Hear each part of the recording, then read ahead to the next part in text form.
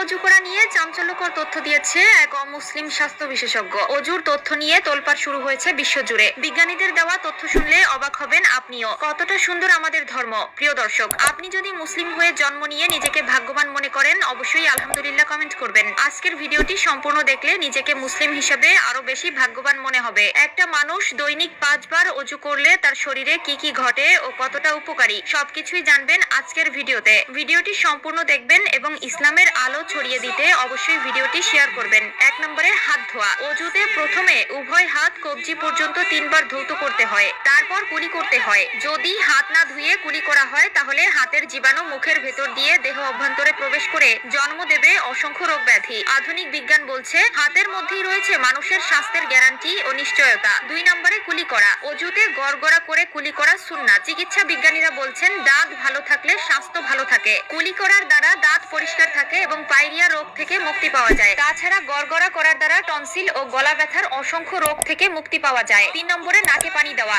নাক হলো শ্বাস গ্রহণের একমাত্র পথ, আর যেই বাতাস থেকে শ্বাস গ্রহণ করা হয় তার মধ্যে লালিত পালিত হয় অসংখ্য ধ্বংসাত্মক জীবাণু, যা নাক দিয়ে ভেতরে প্রবেশ করে। অনেক সময় নাকের ভেতরে জীবাণু প্রবেশ করে আটকে থাকে, সুতরাং নাকের ভেতরে পানি দিয়ে ঝাড়া দিলে তা বের হয়ে যায়। তাছাড়া নাকে পানি প্রবেশ করালে মস্তিষ্ক সজীব থাকে, দৃষ্টিশক্তি প্রখর হয় এবং সাইনাসাইটিস রোগের উপশম হয়। 4 নম্বরে মুখমণ্ডল ধৌত করা। বাতাসে অসংখ্য রোগ জীবাণু উড়ে বেড়ায়, যা চর্ম চোখে দেখা যায় না। আমাদের মুখমণ্ডল যেহেতু অনাবৃত থাকে, তাই সেসব জীবাণু মুখে এসে জমে। স্বাস্থ্য ও সৌন্দর্য বিশেষজ্ঞগণ বলেন প্রত্যহ বারবার চেহারা ধৌত করা সৌন্দর্য ও সুস্বাস্থ্যের জন্য খুবই ফলপ্রদ। 5 নম্বরে কনুই পর্যন্ত হাত ধোয়া। এতে হাতের মধ্যে রক্ত চলাচলের গতি বৃদ্ধি পায় এবং হাতের মাংসপেশি শক্তিশালী হয়ে ওঠে। তাছাড়া হাতের শিরা উপশিরার সঙ্গে সারা দেহের শিরা উপশিরার সংযোগ রয়েছে। বিশেষ করে হৃৎপিণ্ডের রক্ত চলাচল এবং শক্তি যোগানোর ক্ষেত্রে কনুই পর্যন্ত হাত ধোয়া জরুরি। 6 নম্বরে মাথা মাসে করা ও ঘাড় মাসে করা। মাথা মাসে করা হলে মাথা ঘোরানো, সর্দি, অনিদ্রা ইত্যাদি কষ্ট লাঘব হয়।